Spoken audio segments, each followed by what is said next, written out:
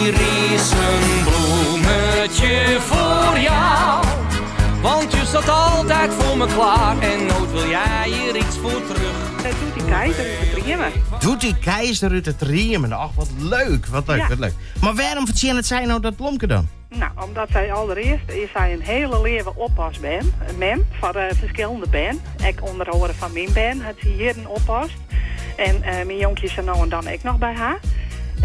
Zij doet het echt uit leven voor de band.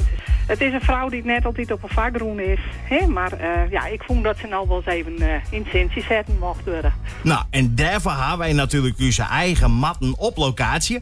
Rinske, waar moet ik ook heen? Bij de achterdoor wezen? Bij de achterdoor, de gisteren onder de achterkant het klompenhakje. De door wordt liep niet. Dat is wel, oh. Koeien. Okay. Dit doet hij? Ja. Ik ga een bosje blom voor jou. Ik ben helemaal verbaasd daarvoor. Nou, Jo stiel een product van zijn kleerhak begrepen. Nou, dat weet ik niet. Ja, dat kind.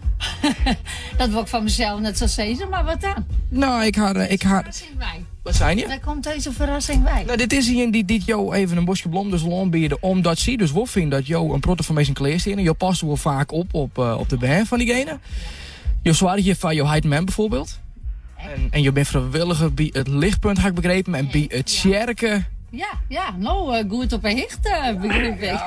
We hadden een hele mooie brief gekregen. En wij vonden het een prachtige reden om doet hij daarom een bosje blom te jagen. Nou, ik vind het super. Hartstikke mooi. Ik weet net waar ik het voor bedanken maar Voor mijn gokje eraan? nou, ik denk er eens een keer. In één keer goed. Die steekt hier ergens op, denk ik. Nee, die hingen door de telefoon. Je komt net. Ja, die hangen nog steeds. Ja, die hingen tussen. Ik kom haast op het thee.